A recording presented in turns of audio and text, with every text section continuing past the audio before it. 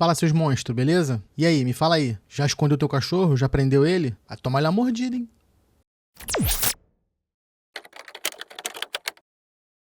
E aí, pessoal, beleza? Marcos Lanes aqui na área. E hoje eu vou conversar com vocês sobre um assunto bem esquisito, né? No mínimo estranho, que rolou aí nas interwebs sobre um funcionário que pediu indenização porque foi mordido pelo próprio cachorro durante o home office.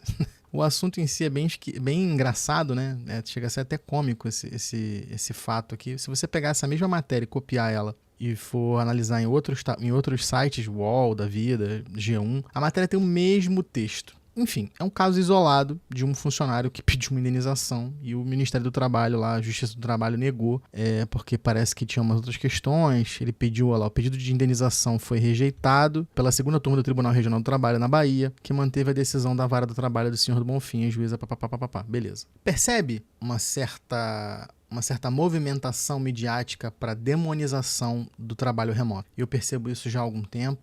Eu venho desde a pandemia com atividade remota, híbrida, e assim, minha produtividade não caiu, minhas metas não foram reduzidas. Eu tenho sorte que eu tenho gerentes, tenho profissionais que trabalham comigo, né, que trabalharam comigo durante esse período, que tem essa visão, então conseguem organizar suas equipes, conseguem trazer a vivência do trabalho mesmo sendo remoto, tá? Eu imagino que isso não é algo fora, não é algo, nenhum bicho de sete cabeças, tá?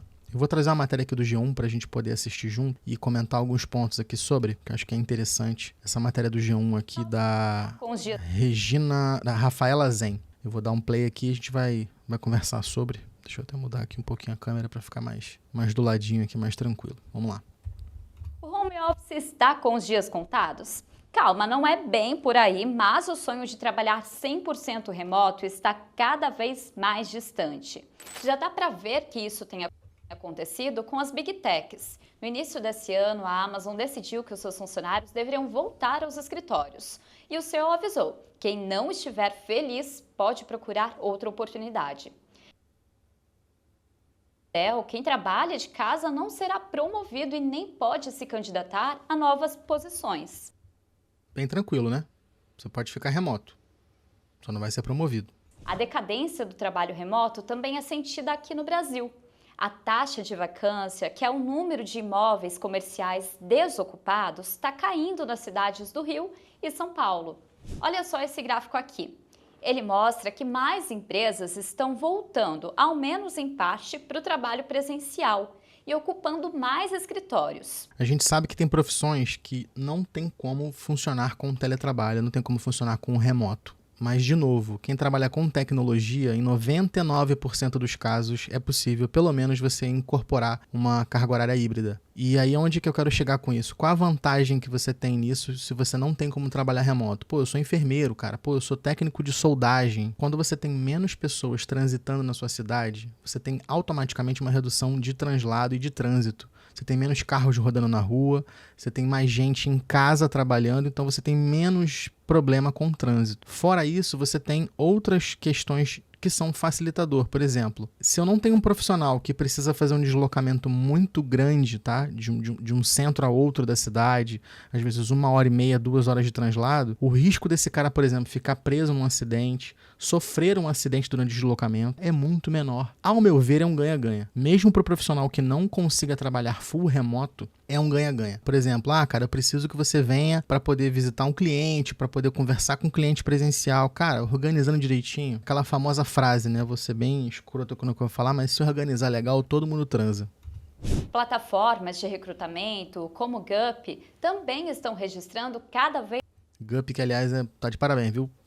Gup aí, sempre menos ficar quieto. ofertas de 100% remoto. Já no ano passado, o modelo híbrido ultrapassou o número de vagas remotas lá na plataforma. Antes, esse tipo de regime... Você que é aí assíduo de scrollar LinkedIn, você deve saber do que ela está falando, porque o número de vagas remotos ele está muito maior para vagas no exterior, para empresas que trabalham com consultoria no exterior. Empresas da Europa, empresas dos Estados Unidos, empresas do Canadá, contratam mão de obra brasileira para trabalhar remoto no exterior, né? E futuramente, com certeza, se a oportunidade for boa, esse profissional aqui do Brasil, que geralmente tem uma senioridade, que tem uma habilidade já específica, ele vai sair do Brasil para trabalhar lá fora. Isso aí, infelizmente, é uma realidade. E nem era contabilizado de tão pequeno. O modelo híbrido está bombando nessa retomada. Eu conversei com representantes do Nubank, Conta Simples e da Agência Dom que adotaram esse regime para entender como está sendo na prática. Eles disseram que os resultados são ótimos e que a produtividade aumentou. E olha só, queda na produtividade é uma das principais queixas das empresas que estão abandonando o remoto. Inclusive, o G1 tentou conversar com a Amazon, Dell, XYZ, que voltaram ao presencial, mas elas não toparam dar entrevista pra gente. Tá, de novo, a Amazon, ela só é uma das maiores empresas do ramo de cloud no mundo. E aí, a gente entra na seguinte questão aqui, deixa eu voltar pra minha câmera da verdade aqui, pra gente ver só essa questão aqui rapidinha, tá? Acho que eu até tirei a matéria do ar aqui, ó. Após a pandemia, 68% das empresas aumentaram sua maturidade digital. O que a gente está falando de maturidade digital? Empresas que antes não tinham necessidade de alta disponibilidade, que tinham seus serviços divulgados às vezes num servidor só, tiveram que migrar esse servidor para que tivesse um serviço online, que tiveram que publicar quase 100% dos seus ativos e recursos para uma plataforma digital. Utilizaram Amazon, utilizaram Oracle, utilizaram Azure, que é da Microsoft, que são players de mercado para tecnologia cloud. E essas empresas faturaram muito, tá? Elas faturaram muita grana com esse período. E aí, de uma hora para outra, eles dizem o seguinte, ó, agora vai ser presencial e acabou. Tá? Isso é muito estranho, tá? Isso é, no mínimo, muito estranho. Mas vamos seguir aqui. Segundo a Associação Brasileira de Recursos Humanos, essa perda na produtividade acontece também por falhas das próprias empresas, como falta de comunicação clara, excesso de reuniões improdutivas, falta de boas ferramentas e líderes que não acompanham suas equipes. Ou seja, a culpa não é só dos funcionários. E a solução para isso tudo não é simplesmente voltar 100% ao presencial. A presidente da BRH me contou que essa mudança radical pode gerar um efeito rebote, como uma onda de demissões e funcionários menos engajados. De novo, a questão aqui que ela está falando é justamente a questão dos profissionais que eu falei anteriormente que estão saindo daqui do Brasil ou que estão trabalhando para empresas remotamente no exterior. É que, embora algumas pessoas prefiram o presencial... E tem o seguinte, tá, galera? Tem gente que acha que o mercado de TI ele é volátil. Tem muita gente fazendo firula na internet aí que você vai conseguir virar desenvolvedor com 6 meses. Eu não sou programador, minha área é infraestrutura. Eu trabalho há 15 anos com isso. Isso não funciona assim. Você até pode ganhar 6 mil reais, mas você vai ganhar como PJ e sem benefício nenhum. Então, se você colocar no papel, você está ganhando R$1.000, R$2.000 de salário. Porque o resto que você vai gastar é com a tua saúde e com a tua questão operacional. Não caia nesse falso cognato. O mercado de tecnologia ele é abrangente? Ele é abrangente, ele está em pleno crescimento? Está em pleno crescimento, bacana, maravilha. Mas não é o morango. Outras áreas, a área do direito, da medicina, a área da logística, a área de recursos humanos, ela também está sofrendo uma digitalização constante. Você hoje tem, qualquer área hoje de atividade, você consegue atrelar ela a um conceito de tecnologia, a alguma coisa para um apoio tecnológico. Então, assim, a inserção dessas profissões na área de tecnologia, ela é orgânica, tá? Ela é algo que é um movimento de mercado. Não adianta você pensar que só porque você trabalha com informática e porque você fez um curso de 3 dias aí, de 5 horas de curso, que você vai entrar numa vaga bizarra, tá?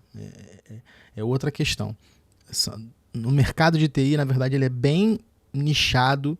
Você tem muitos profissionais que se consolidam em pequenos grupos e esses caras são muito concorridos. Então, assim, a tendência é quando você perde um talento para uma empresa de fora, você deixa o teu mercado local deficitário. Isso aí gera vários problemas, tá?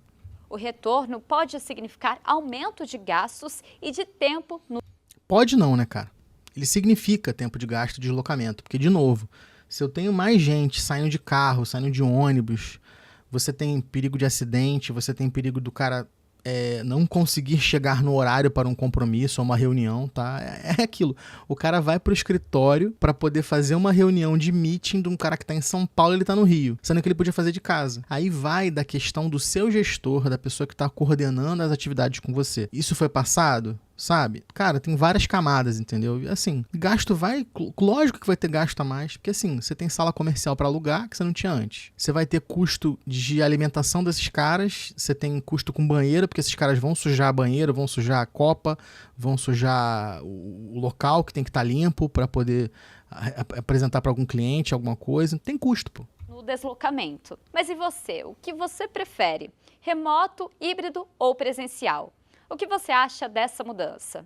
Esses e outros temas sobre o mercado de trabalho você confere aqui no G1. Isso aí.